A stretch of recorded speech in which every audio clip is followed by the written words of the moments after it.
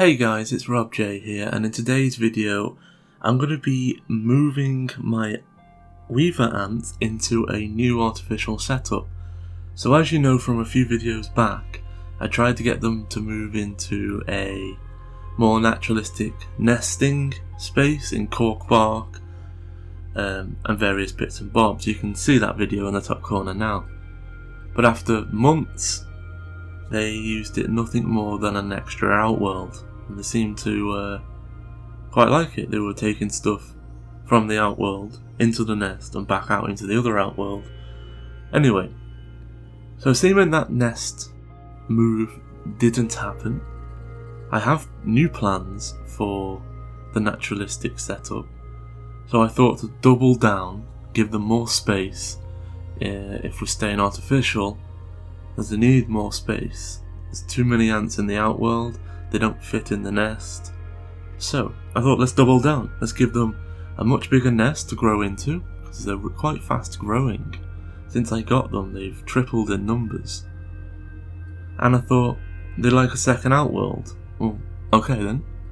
So I got them a second outworld from the same company, so it looks the same. And I sized them up and figured out a way to connect them together. So I come up with this layout so I can have the temperature and humidity monitor. Also, it's wide enough for two outworlds to be side by side.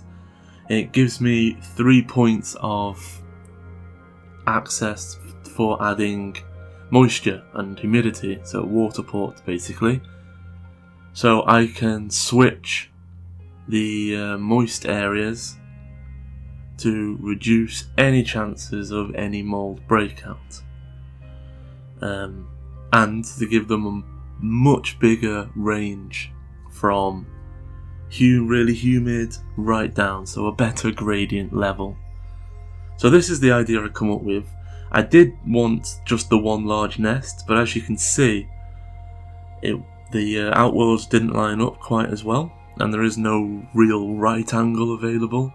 So I come up with this setup where I use the large nest that I wanted to use, and then another smaller nest next to it, and they're linked totally with two corridors between nests and single corridors into the outworlds. So you can see their previous outworld at the back and their new outworld at the front, with their new upsized nest to the side. So my idea is that this is not only compact, it's really good for saving space. I can only have so many ant colonies before I have to start expanding across my room, and I really don't want to do that. I want to keep everything in one place on one shelving set. So the more space efficient, the better. And this uses a lot more of the depth of the shelf than the width, which is perfect for my needs. Getting the new outworld all set up, one little difference between the time from when I got the first outworld to the new second outworld is it no longer comes pre-assembled. So I built that in like 3/4 of an hour, and it was really rather interesting. It's a lot more structurally reinforced than I even realised. When you're putting all the screws in and finding there's a lot more screws than you actually thought there was. There's a lot more going on behind the scenes for strengthening, so I was quite impressed. And yeah, if you're quite young, you might need your parents to help you. But yeah, it took me about 3/4 of an hour. I wasn't rushing or anything. Moving on, after letting them have access to the nest, which I will do any second, I just got the protective layers peeled off the included red acrylic shields. Now we're pretty much ready. I put quite a lot of water in just to start them off. I won't top them up that much. I just want quite a large humidity spike at the start, which will gradually fade away back down to a normal level, where I'll watch the humidity drop and drop until it gets to the right level, and then I'll start keeping it at that level. But even at the peak, it's about 69 80%, and this species in the nest is between 50 and 80, and like 50 and 70 in the arena. So it was perfectly fine, but I don't normally have so much condensation inside. But it didn't take them long before they started scouting the internals. And unlike my previous attempt of moving them into the naturalistic that failed after 3 months, this move didn't fail, not whatsoever. I initially moved them into their outworld from their oversized nest by giving them some test tubes, and then I stopped watering and covering their current nest, and I heated the outworld rather than the nest, and they quickly moved into the test tubes in the outworld. Once I did that, I was then able to access their old nest and take it off them. And this has got to be one of the most satisfying things I've ever come across.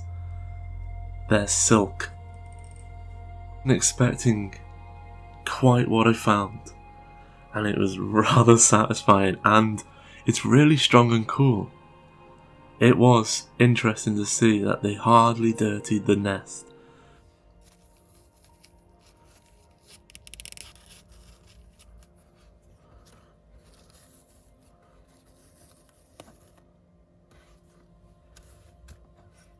But it looked like it was an absolute caked in dirt, but it wasn't actually that bad. That was really cool to find. They had weaved that, an entire sort of sleeping bag, into the chamber at the exact same widths, and you can quite literally peel it out. So, once I unlocked their access to the new nests, I also then took their test tubes off them, and it was about 30 minutes and they moved into the expansion ports and nested there for about 6 hours until this started happening. It was like a large congregation started to hang out in the heated new nest, the actual large nest that I want them to use. And this went on for a few hours, and then the move started. But the eggs stayed in the expansion port back in the new arena, which was directly outside of the test tubes. So when they moved out, because I moved the heat cable from the test tube to the expansion port, so they moved a few inches forward, and then I took the test tube off them. So there was no real disturbance, there was no running around panicking. It was quite an easy move, but the queen and all her eggs are in that expansion port on the far side. But the rest of the ants are out exploring. And there is a big town meeting going on right now inside the nest. Well, the next day, we have a total move. It was about an hour after I stopped recording. I saw the queen and all her eggs literally chain link through the outworld in.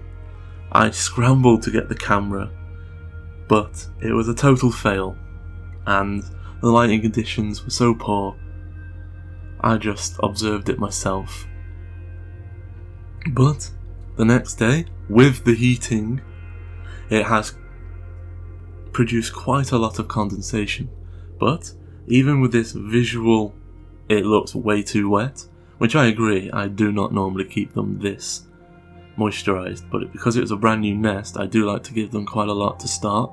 And as you see, the ants really like it. And you think, oh, that's probably way too much air humidity? Well, actually no, the sensors are telling me it's 69, and that's perfectly within range for this species, but I will not be keeping it this level. They will drink that and it will dissipate on its own. And once the visual condensation has passed, as long as we're still in the air humidity range that's correct, I will start adding moisture but I will not be adding enough to condensate again. I do really want to move these into a fully naturalistic, and I think I'm gonna definitely get a large tank and plant it, but that's in a future video. Thanks a lot for watching, guys, and I hope you've enjoyed my move over of my weaver ants. Thanks a lot.